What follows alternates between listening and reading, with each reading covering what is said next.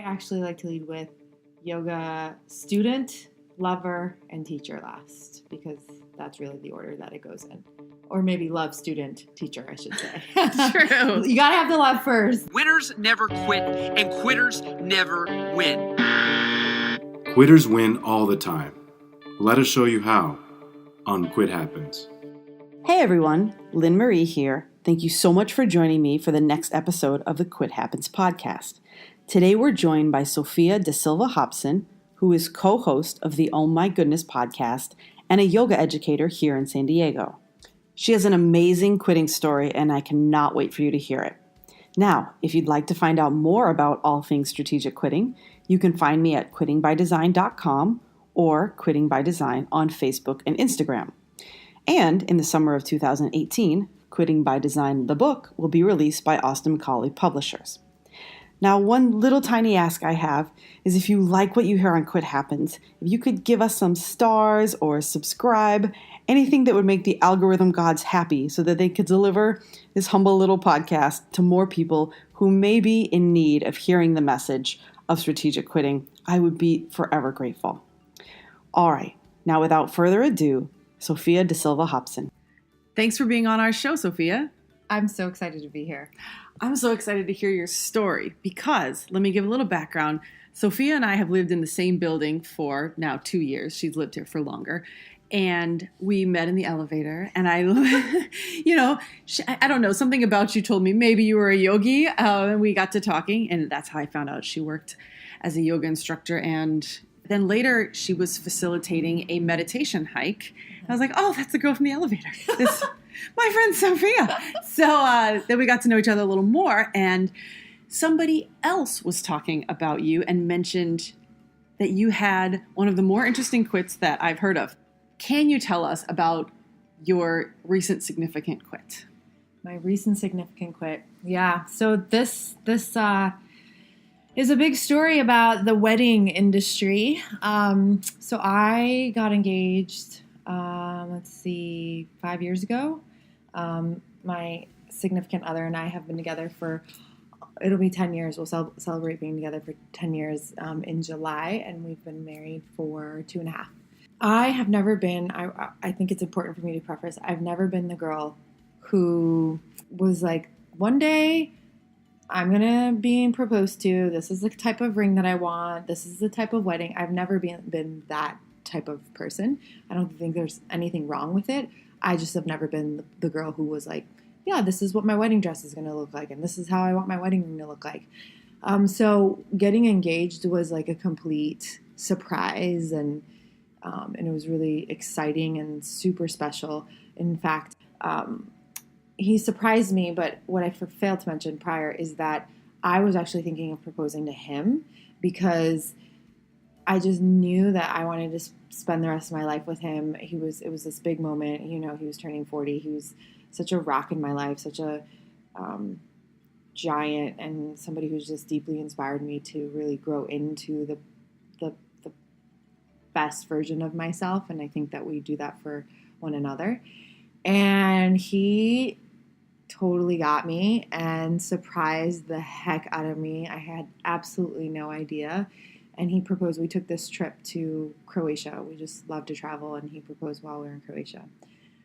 So I had no idea that when you get engaged, as soon as you get engaged, there's like this celebratory phase, but immediately people start asking, when's the big day? When are you getting married? And it's overwhelming because you just got proposed to, and it's this experience, and it's a very special experience because, you feel this increased closeness and connection, and you're like, oh, he chose me, and of course I chose him. I said yes, so it's like I chose him and he chose me, and wow, we're gonna be together, and we're gonna move forward into the future together. And so it was a really special time, and I didn't feel any like immediate necessity to like start planning the wedding. And I just tried to spend time savoring the experience of being engaged, which is really fun, super special feeling. I always tell people, savor it, savor, savor, savor. And I really try hard when people get engaged not to be like, okay, when's the big date? I just sort of let them lead me if they want to share. And so we took our time with it. There really was no sense of urgency. And the biggest thing with that is it was important to me to really create an experience around a wedding that was authentic. And at first, it becomes so much about you. But then if you take a step back, you're like, wait, this is about us. There's another person involved here. It's not just about you. Like, get out of your, own, insert what word you want there. So, as I started to put structure around our wedding, I quickly was like, okay, I don't think I can do this by myself. I was working full time, and the experience I wanted to create, which was really chill, like Southern California, tacos, taco truck, something by the water, because water was very symbolic for us. And what was most important to both of us was the ceremony. So we really didn't care about anything else. Mm-hmm. Really wanted food to be really good, and the ceremony was like the most important part. And we hired a wedding planner to help us because we kind of took our time finding like a location. The thing about the wedding industry is that it is just so, I don't even know how to describe it. It's an industry. Okay, so there's capitalism, It is really astounding and quite a phenomenon. Like, it is impressive how all of a sudden chicken becomes like 100,000% more expensive just because you put the wedding word in front of it. You're right. Like, is it laced in gold? Like, what makes it? Or like even tacos. I think we got a quote for a taco truck, and they're like tacos was something like insane, like $50 per like plate of like 2 tacos or something. And you're just like, and it had to do with the location. Each location, oftentimes they have a vendor list that they've approved. Yeah. So, they don't really tell you this. You kind of figure it out. But the reason it's set up that way is because it's a way to support one another. So if you go with a vendor, then the venue gets some sort of incentive from that, and so on and so forth. And of course, I understand there's rules to that as well, because I'm sure if you bring like an unapproved vendor in, and let's say something like bad happens, Sure. and there's a huge liability. So I totally understand the politics behind it, but it was really hard to find a place that would let you just do your own thing. Mm-hmm. There's so much control. And so that was a whirlwind, which is why we brought on this wedding planner to help us, because we figured they know the industry, they can help us navigate, and neither one of us were really interested. Like, there's some people that really like planning, and neither one of us were really into it. Yeah. We hire this wedding planner. We tell him our idea. We end up finding a location that had all the elements, and we were able to like bring our own thing in, like bring our own food, but everything needed to be brought in. So there was a level of challenge there, which I was thankful for the wedding planner to help me figure that out, because you had to bring tables in, you had to bring lighting in, you had to bring the food in, and then you had to figure out the logistics of like, where is everybody going to park, and all these details. Every time we met with a wedding planner, I felt like I was drunk, like in a tornado. Like, I didn't know what was up and what was down, and I felt so ungrounded, And it's so interesting how you can so easily dismiss these very subtle signs. I'm such a believer that the body speaks, and paying attention to like how you feel energetically after engaging with other people or any dynamic of your life. And every time I engaged, I just felt not good, And so I kept pushing forward with it. And still in my mind, I thought, no, I'm doing this the way that I want to do it. I'm honoring what's most important to us. And we sent out these save the dates, and it was done electronically because I was like, I am not paying for paper that people are going to throw in their trash. Smart. Yeah. So, and I should say too, the biggest, I think, dichotomy and gap in the wedding industry is it's driven by people's families who can afford to pay. So when you have an engaged couple who are not spending their own money, it's easy to spend somebody else's money. Yeah. Sure, yeah. $100 a plate, that sounds great. For like subpar food, yeah, that's a good idea. $1,000 for invitations that, like people are going to throw out, yeah, that sounds good too. $7,000 for photography, sure. For photos, for how many photos? What are you going to do with all those photos? What do you do with all those photos? One really great Facebook post. Right. So, I started to question, like, what? You really just started looking at, and at the end of the day, it's one day. And, I'm having these interactions with my community and I'm very transparent about it. And I'll never forget somebody who I adore said to me, she's like, I had a great wedding. Terrible marriage, but great wedding. And I was like, no, I refuse. I will not do that. I am not going to be that person. I am not going to replicate that. Great wedding, terrible marriage. And she did. She did, divorce. And I had like an awakening when she said that. As we progress and move forward towards this, I took a trip. MOSAIC had opened another location in Virginia, Charlottesville, Virginia. And I went there, and the founders of MOSAIC have been like huge teachers and mentors in my life. And I was on my way to a class with one of the founders, and she just asked me, "Why are you getting married? What does this wedding represent to you?" And I start to answer it, and as I start to answer it, I fumble, and there's this extreme lack of clarity. I couldn't answer it. I was grasping for an answer. And as I started to say some words, what came out of me was really ego-centered. It was very much, I was moving from this place. The energy behind my actions, what was fueling me was, I had something to prove. This is what we represent. I have to show everybody that like him and I are a representation of like a healthy expression of relationship. And I came to this on my own, and I was so disgusted with myself. And we were on our way to a yin yoga class. So I have this. Had some time for reflection. I wanted to jump out of the car. I was like, get me out of here. I need to get back to San Diego. I need to cancel this whole thing. I can't believe that that's what was living inside of me. I can't believe that this is how I've been orienting around this whole notion of a wedding. And how did I get here? And, keep in mind, we had already sent out the save the dates. And I want to say at this point, when I had gone to Charlottesville, I think we had even already sent out invitations. And when I came to this moment and I saw this in myself, and then I went and had to sit in this yin yoga class and just sit with it. And it took everything. I wanted to call my partner, Jason, right away after that and like apologize and just tell him like, we have to stop this, And one of the founders, she was like, stop. There's nothing you have to do. You just need to sit with this. Just sit with it. And I was like, do you know that we're going into a yin class and I'm going to have to like really sit with it when you say that?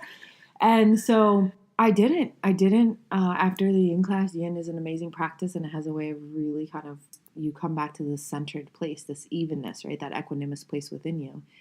And I was there for like 5 more days, and I never said anything to Jason. I just kind of sat with it, and I had a lot of awarenesses.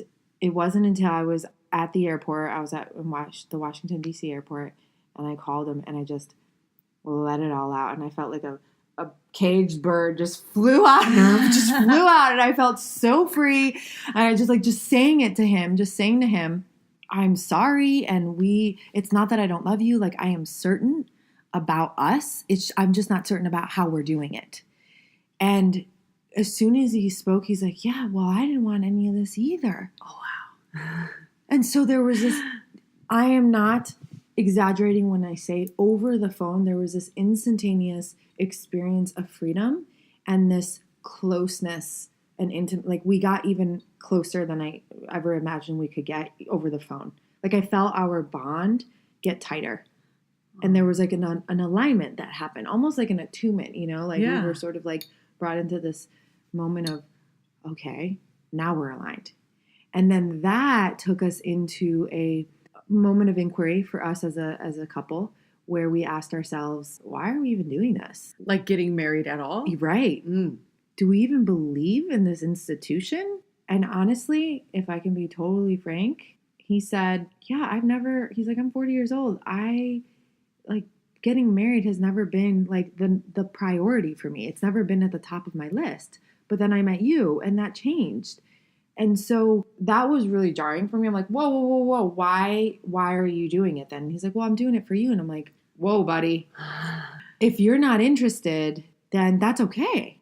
But we got to be really honest with ourselves here. You know, like it's not just you're not doing this for me. If you're not interested, like we don't have to do this. You know, we can still be together. I mean, I don't know. I'd have to discern and sit with it and see if that's what I want for my life. But yeah, there was like a little bit of a dark period. Really? Yeah. And then we came to this place of defining what marriage meant to us and saying, you know what? Let's not even pay attention to what is said about marriage. Like, what does it mean to us? Because that's like what is most important.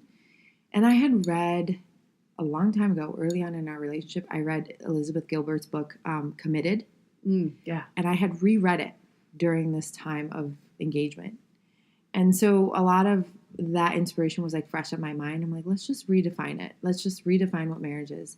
And what we came to is there was a lot of expectation around that leap into marriage as being, I was going to expect all of these things from him and he was going to expect all these things from me. And I was like, that's not it at all. And where we came to is that marriage is a choice, that we wanted to up the ante and the vibration of our relationship. And it is ultimately a commitment that we were making to one another, but under God, universe, infinite, creator, whatever you want to insert. I use the word God, but under God. And when we said that, when we like looked at each other and like that's where when we could agree, like that's what marriage means to us, then we were like, okay, yeah, we want to do this. So then there was like damage control. We had to like write up this whole thing to everybody who we invited. It was like 150 at the time that I sent out the invitations. So I went back and I wrote this letter. In brief, I said, this got to a point where it was inauthentic to us and it's just really important for us to keep this authentic to us. We met with the wedding planner and we've decided to do something a lot smaller and essentially only like close family, friends, and family. That's it. And so then I went back through the guest list, changed everything, made it a lot smaller. And my biggest, I guess, regret, although I believe everything had to happen to get me to a place of learning through this whole experience, this whole experience was so growthful, was I met with a wedding planner and he convinced us that we could still like create this wedding the way that we wanted to. And so I was like, okay, I'm out of my mind. You know, I'm obviously like, don't know what's going on. It's incredible how easily I just lay down instead of listening to like intuitively. And here's the thing is sometimes like intuition and feeling is so subtle that if you have like a really big personality and you're kind of a little bit more powerful, and like I consider myself like I hold a lot of like yang energy. I've really been trying to nurture more of that yin aspect to pay attention to the intuition. You overlook it. Yeah. And And so there was always something a little bit off about him where I couldn't put my finger on it, but I was like, I don't know. And but I kept putting his professional expertise over my own opinion and belief, because at the end of the day, what matters is what I care about. Yeah. And nobody's going to put your opinion over their opinion. Right. Even when you hire somebody who's doing work for you, it's like it takes a highly skilled and humble person to be like, it's not about me in the wedding industry. Like nobody, not even our family members, was going to hold the intention of what was important to us. You know, our family members just wanted a party. My parents wanted a family reunion. And of course I wanted all those things, but nobody could uphold what was most important to us. Right. And so even though I had these little signs and these little red flags, we kept forging. 3 months before the wedding, 2 things happened. One, we got a call from our venue and they said, okay, your venue's good to go. It's available after 4:30 p.m. And we were supposed to start our ceremony at like 4:30 p.m. And we were like, what's going on there? Turns out the day of the wedding was the last day of the Gator Man, which is this huge open water swim down in the cove. We were going to get married in La Jolla Cove. And it is this enormous event. They bus people in. There are bleachers. And although I grew up in swimming, I didn't want like Speedos everywhere. I was like, okay, that is a huge problem. And not only to mention, it's already like a parking situation. So we are already looking at like how to like deal with all the parking. And gosh, this whole time, all these details take away, like you focus so much on things that don't matter, right? And like what matters, there's just like this, oh yeah, that'll happen. But nobody focuses on like what's most important, which is that you're getting married. Right. So that was huge. That was a huge red flag. We're like, we didn't know that. And that's not going to work. Yeah. And the second thing that happened was we were having a hard time with choosing a photographer. And my wedding planner introduced me to one of his photographers who I actually really connected with. And I liked her a lot. And her photos were incredible. She was this like world-renowned photographer who photographs these models all over the world. And I was like, ooh, cool, very seductive. And I totally got pulled into it. And then I walked away and she gave us a really good deal. But then when we asked about like edits and prints, the price went up like $2,000. So I think like she was like, yeah, well, I'll do it for $2,000 and I'll shoot it myself. But then if we wanted all these edits and rights to the photos, then it was like an extra $2,000. It was something insane. Yeah. And so I was like, well, geez, if I want to pay somebody $4,000, I should do my own research and look at some other people whose work I really appreciate. And I did, and I found another photographer who offered me a ridiculous deal that I couldn't turn away. And I was like, I'm going with her, and I'm saying see you later to the other one. And not to mention, her photography was more sort of creating this story and this fantasy. And I was like, I don't want you to create a story and a fantasy. I want you to capture real life. Yeah. That's the other thing. That was like, I had a huge awakening and during the whole like process of planning a wedding is like, it's so unreal. Like, you know, you put things in your dress to like pump up your chest area and you wear like a ridiculous amount of makeup for the photos to look good. And it's this fantastical story that we create. And like all along, are we really focusing on like what we're really about to engage upon, you know? Mm-hmm. And so I was like, yeah, I'm good. I don't need that photography. I much more appreciate this photography. I told my wedding planner that I had chosen to go with this other photographer. And turns out he had worked at another wedding. He had another client who had chosen her photographer. Mm-hmm. And he said, I wish you would have spoken to me. I've worked with her in the past, and I don't think her work is really great. And I think that you should really look at these photos that she took at this wedding that I did before you finalize anything with her. And I was like, okay. You know, even though at that point I was already like, okay, you are on my last one, dude. I don't know about you. And this is really like tipping me over the edge. So I did. I was open to it. He sent me a link. I opened the photo album and I was immediately knew it wasn't this photographer's work. I was like, this is not her work. In fact, she was in one of the photos. Oh, wow. And so I lost it, you know, and I contacted her immediately, and she was so shocked because she said, we had a great rapport. I don't know why he would throw me under the bus like that.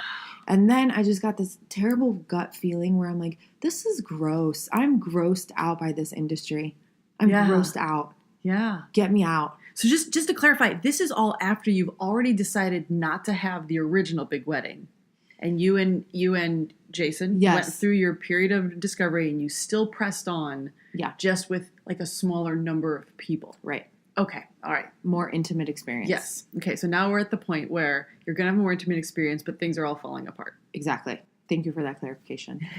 Yeah. And at that point, we just were like, we're done. I'm done. He's done. It was 3 months before the wedding. And it gutted me. It was so hard. Like, I went through this experience of like, I wanted my dad to walk me down the aisle. I wanted to see all of my family members. But if we constantly went back to what was most important to us, the ceremonial aspect of it, nobody, again, including our family, was upholding that for us. Yeah. So Jason said to me, he's like, look at it this way. We can have this wedding, or we can take that same amount of money and go anywhere in the world. And I was like, anywhere in the world, sign me up. Yeah. And it was so enticing, but at the same time, I still, again, like, wanted to please my parents and please my family. And there was some family dynamics going on that was just kind of not a pretty picture. There was some family drama going on that sort of tipped me over the edge, where I was like, this isn't even true. They're all going to show up for like the day of our wedding, and they're all going to be like inauthentic. Plus I'm helping create a riff in the family because there was this dynamic with my dad and my uncle, and I didn't invite my uncle because I wanted to respect my dad, and all these things where all these dynamics come into play. And I'm like, and then one of my, again, mentors and teachers, who I'm so grateful for, she asked me this: what do you want to steep in the day of your wedding? Because who you choose to surround yourself with, the energy that surrounds you, is what you are steeping the consciousness of your own marriage in. Wow. Yeah. And then I was like, ugh, I don't want any of that. Like, I don't trust any of that, like, all I want is God and us, and that's it, some elements, air, earth, water, fire, like, at that point, I just need to just like wash my hands. So we canceled the wedding 3 months before the wedding. We pulled the plug. I love it. And people were, it was like mixed review. Of course, lots of people were like, oh no, is there something wrong in the relationship? That's what like the majority of like friends thought.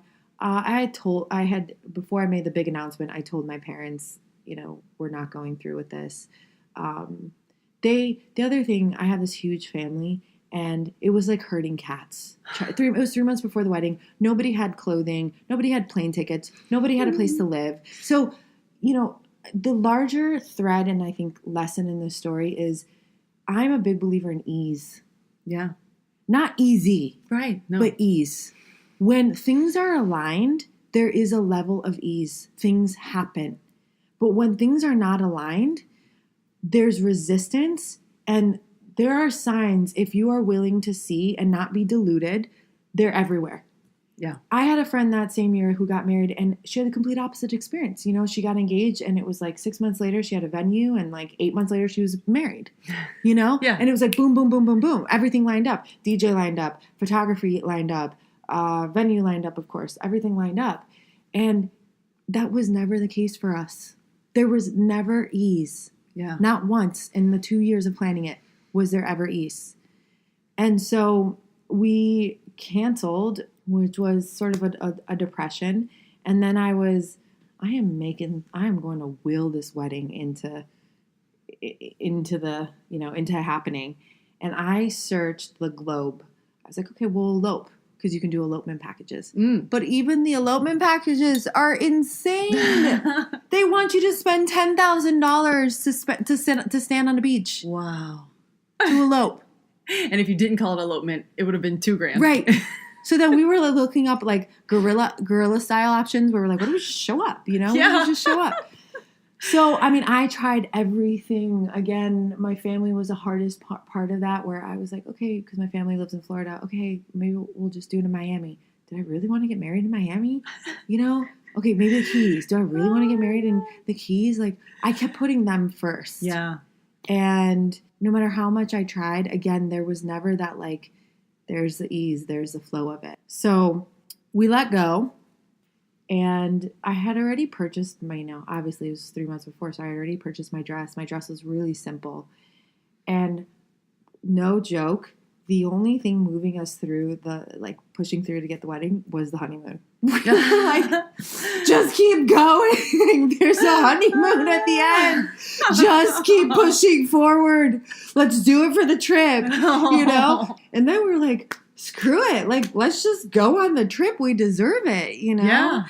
So everything had been set into motion, you know? So we decided to just go through with it. And we weren't really, even though like the hotels all thought like we were coming in for honeymoons. So we kind of had this backward experiences because we would arrive at these like beautiful hotels and they'd be like, congratulations. And there'd be like a bottle of champagne and like a cake and like roses on the bed. And we're like, this is, it was both like awesome and like for me, like sad. And a friend said to me right before I left, she said, Sophie, just take your dress. Like, you never know if you're going to be inspired. Like, you don't know. Just, like, do it.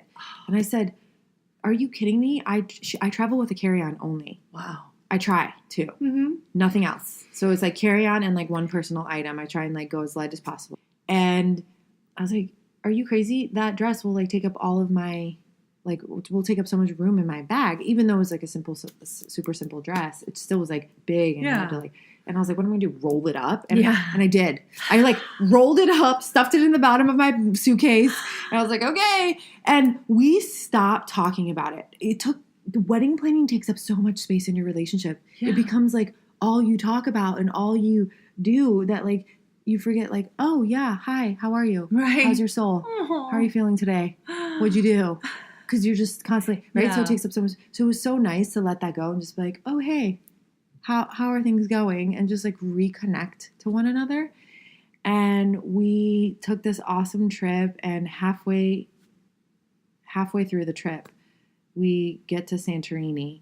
It is so incredibly enchanting and extraordinary, exquisite place. We walked into this one place, and we were like, do you have a room? And they're like, we don't tonight, but we have a suite tomorrow night. We're like, we'll take it. And as we were booking, Jason just looked at me and I looked at him, and we kind of just gave each other this look. And I knew he was communicating like, should we ask them if we can get married here? After just like not talking about it at all, he just we just kind of decided, like our hearts decided. And he blurted out to the girl that was helping us, do you know of a photographer? Just not what I thought he was going to say. Yeah.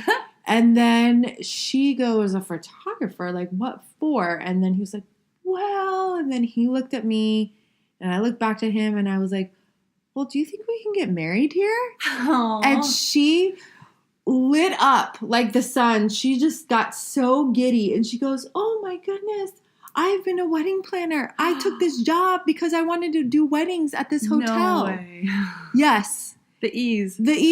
There it was. 2 years later. Aww. She was literally God sent. I truly 100% believe it, because this hotel had never done a wedding. Oh my gosh. We walked into a hotel that like had never done a wedding. And what I think is also a sign from the universe, she goes, well, we've never done a wedding here, but I'm a wedding planner. And that's one of the reasons I took this job, was because I wanted to like hopefully persuade the owner of the hotel to allow me to like curate these like more intimate like wedding experiences. Aww. And she goes, so why don't we do this? Give me your number, give me your email, and I will call Sophia. And I was like, the owner of the hotel's name is Sophia. What could this like? Aww. So it just started to align, and we went to lunch, and 30 minutes later she had sent us an email. She's like, okay, everything's good to go. Come back and talk to me at the hotel. Oh my. She brought us in and she sat us down, and we were like, oh no, here it comes. You know, after 2 years of like meeting with vendors and talking to people, we're like, oh no, it's going to be like $20 million. Right. I'm so scared. It's not going to happen. And she sat us down and she goes, okay, Sophia said, no problem. I can marry. We can do a marriage. We can have a ceremony for you in your room on your private balcony. The only thing is we can't charge you. We were like, excuse me? Wait, did you say you can't charge us? Is there a translation problem? Yeah, are we? I think we might be miscommunicating, yes. We were floored. We were literally speechless, had to pick our jaws off the ground. We're like, wait, no, we have to pay you. Like, we want to pay you, you know? And she said, look, it's fine. You know, there was like this, I don't know, weird liability thing. Oh, okay. So by actually charging us that like, right. And so she said, look, I have a great photographer. I can do your makeup. I can do I can do the ceremony. And then, if you want the Vinsanto wine, which is like this wine from like Santorini and this grape, Vinsanto grape, that's like very ceremonial in the Greek culture. She's like, I can get you the Vinsanto wine. And yeah, we do, no problem.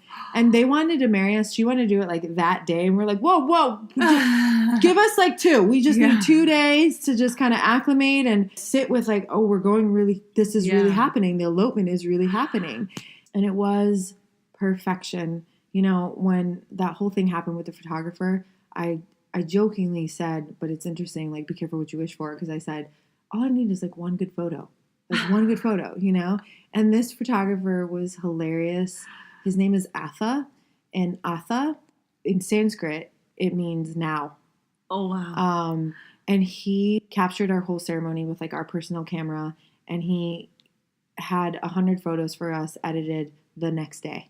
Oh my God. So he was fantastic. And her name was Nora. Nora was like a sister. Turns out we had like, our birthdays were one day apart.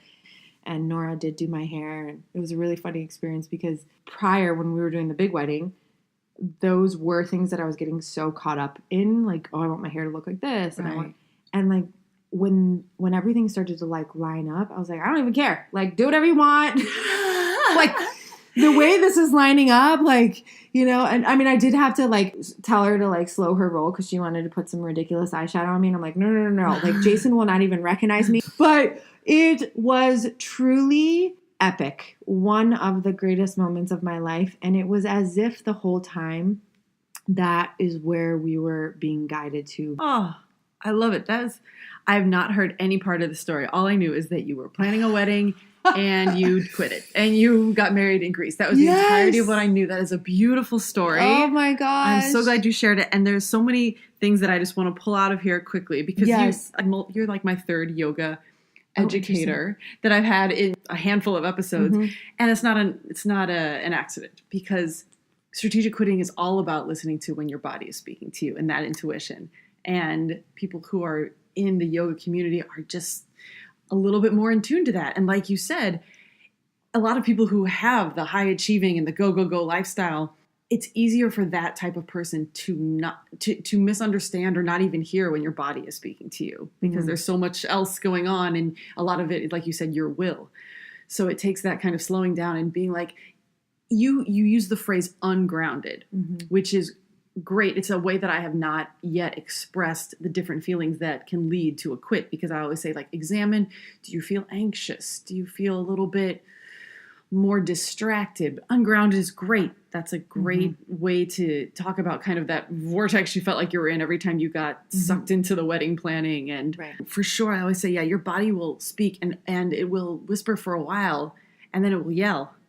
And that's amazing that you were able to finally realize, oh, no, this is this feeling of being drunk out of control when I'm talking to the wedding planner. And then later your intuition, like, this wedding planner isn't necessarily right and feeling that something was off. And then you use the term convinced, like they convinced you to have this other, okay, we can still do your wedding, And I think a lot of times if you feel like you're being convinced, that's even just that. Stop and look like, why am I letting, like what is my body really telling me? Why do they have to overcome it? Right? That's so wise. Yeah. That piece of convinced. Yeah. And so I love because you almost even stopped and kind of said like, I was convinced. And I was like, that's a very deliberate choice of words and something to always look out for. So just, if you're not a yogi who's really good at listening to your intuition, just stop and think if you're telling a friend, how did you end up doing this? Oh, well, so-and-so convinced me.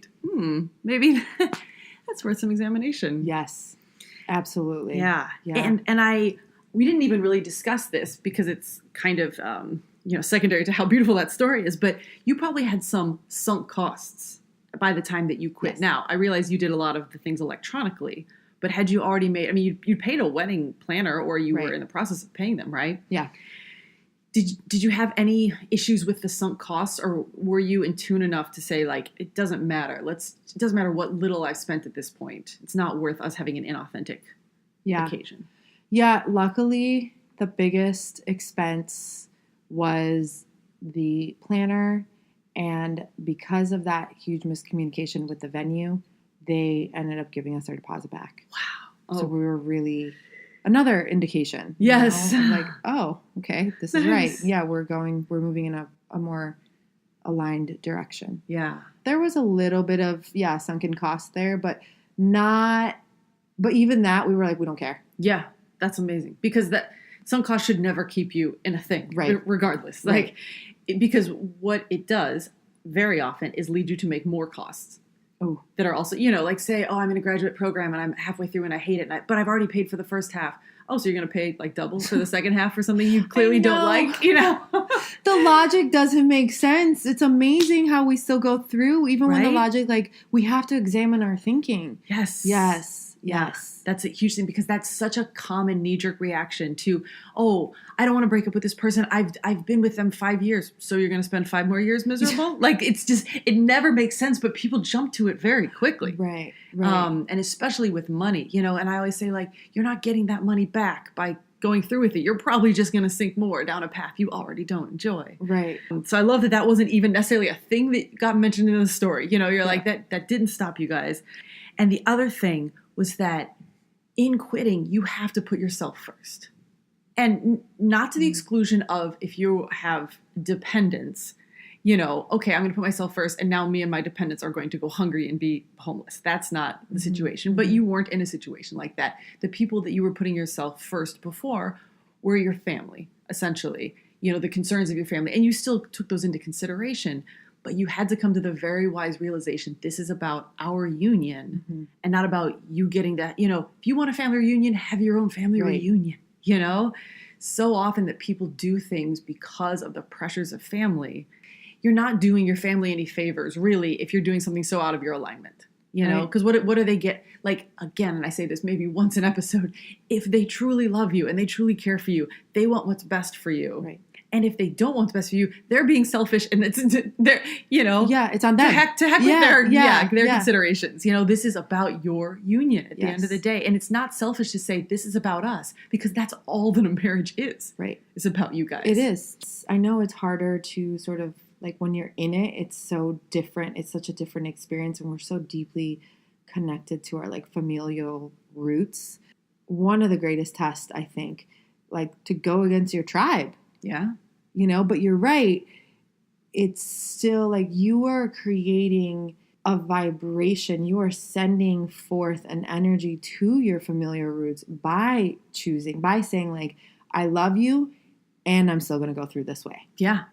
Because it's important to me. Yeah. One last thing I love to pull out of what you said was the concept of ease versus resistance. And if nothing else, again, like, if you're not great at listening to, okay, maybe there's a little pit of my stomach feeling when I talk with the wedding planner, your intuition is not necessarily your best friend, but just the concept of if you keep butting up against things over and over, even laymen who aren't into the chakras and the yoga and all that, will talk about signs. And I love how you put, at the end, her name is Sophia, and the person who you talk to is a wedding planner. And it takes very little sage and granola to be able to accept that there's signs and then there's, like, brick walls, So true. I know. When I tell, absolutely. Amen. Yeah, it is truly, like, if you're willing to see the world that way, it's so apparent. I mean, if you really, like, choose to walk awake versus dull and like you are walking up with, like, blinders and just, like, choose not to see, then of course you're not going to see. But if you're like, hey, I'm willing to walk awake, not dull, not incoherent, and to really see things as they are, yes, the universe will certainly give you signs. I believe in that kind of magic. I love it. Absolutely, man. That's brilliant, and it's a beautiful place to end. I cannot thank you enough for sharing a truly amazing story. If you'd be willing to share a photo of this wedding, I'd love to put it in the show notes. Oh, absolutely. I would love to share. That would be amazing. Yes. And if I could just say, if I could tease out just one thing out of this whole thing, is just be willing to be authentic, like radically authentic in the pursuit of your life, and really question, like, the ideas and the constructs that we have so built into us, and pay attention to the ease. Ease is important. Doesn't mean it needs to be easy, but ease and flow and rhythm that is possible to live that way. Absolutely. Yeah. Thank you again, Sophia. Thank you. Thank you. I'm honored. I love it. Yes. All right, everyone. Until next time, happy quitting.